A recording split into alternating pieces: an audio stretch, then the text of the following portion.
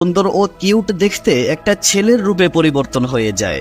এটা দেখে সে অনেক অবাক হয়ে যায় আর টেনশনে মাটির উপরে গড়াগড়ি করতে শুরু করে আর বলতে থাকে, আমাকে বাঁচাও, আমি তো একদম শেষ হয়ে যাচ্ছি। এই প্রথম নিজেকে একজন মানুষের মতো দেখে সে পুরাই হতভম্ব হয়ে যায়। তখন অ্যালবার্টো তাকে এই সুন্দর পৃথিবীর সৌন্দর্য উপভোগ করতে বলে।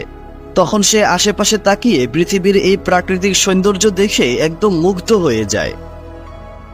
কিন্তু কিছুক্ষণ পরে লুকা আবারও ভয় পেয়ে পানির ভিতরে চলে যায়। বাসায় ফিরে রাতের বেলা শুয়ে শুয়ে লুকা পৃথিবীর কথাই চিন্তা করতে থাকে। তাই পরের দিন সে নিজের মতো করে একটা পাথর বানিয়ে ওই মাছগুলোকে দেখাশোনা করার জন্য রাখে আর পানির বাহিরে যাওয়ার চিন্তা করতে থাকে। কিন্তু সে কোনোভাবেই একা একা উপরে যাওয়ার সাহস করতে পারছিল না। তখন সেখানে অ্যালবার্টো তারা এই কাণ্ড কারখানা দেখছিল। তখন অ্যালবার্টো লুকার হাতে কয়েকটি বোতল ধরিয়ে দেয়। এটা দেখে লুকা তার পিছনে পিছনে সমুদ্রের উপরে চলে আসে।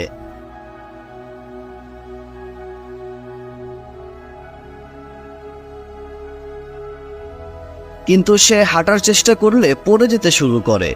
তখন অ্যালবার্টো তাকে হাঁটা শিখিয়ে দেয় আর ধীরে ধীরে তাদের দুজনের মধ্যে অনেক ভালো একটা বন্ধুত্ব হয়ে যায়।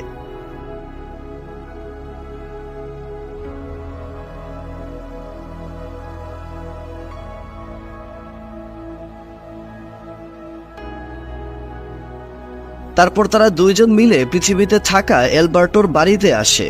লুকা বাড়ির ভিতরে প্রবেশ করে মানুষদের তৈরি বিভিন্ন রকম জিনিস দেখতে পায়।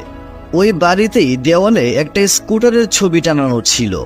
লুকা অ্যালবার্টোকে জিজ্ঞাসা করে, এটা কি জিনিস?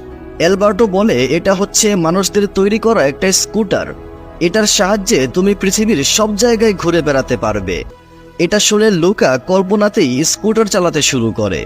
তখন অ্যালবার্টো বলে, আমরা চাইলে এই স্কুটার নিজেই তৈরি করতে পারি। আমার কাছে স্কুটার বানানোর সমস্ত সামগ্রী রয়েছে। তারপর তারা দুইজন মিলে স্কুটার বানানোর কাজে লেগে যায়। দিন শেষে যখন সন্ধ্যা হয়ে যায় তখন লুকা আবারও তার পানির নিচের বাড়িতে ফিরে আসে। লুকার মা তাকে জিজ্ঞাসা করে, তুমি সারাদিন কোথায় ছিলে? এটা শুনে লুকা আমতা আমতা করতে শুরু করে। কিন্তু তখন লুকার নানু তাকে বাঁচিয়ে নেয়। পরের দিন সকালবেলা লুকা আবারও অ্যালবার্টোর বাড়িতে আসে আর একসাথে কাজ করে তারা দুইজন স্কুটারটা বানিয়ে ফেলে। তারপর তারা একসাথে তাদের নিজের হাতে বানানো স্কুটারটা চালাতে শুরু করে। আর স্কুটার চালাতে চালাতে তারা একটু উঁচু জায়গা থেকে নিচে পড়ে সোজা পানিতে পড়ে যায়। তখনই তাদের স্কুটারটি ভেঙে টুকরো টুকরো হয়ে যায়।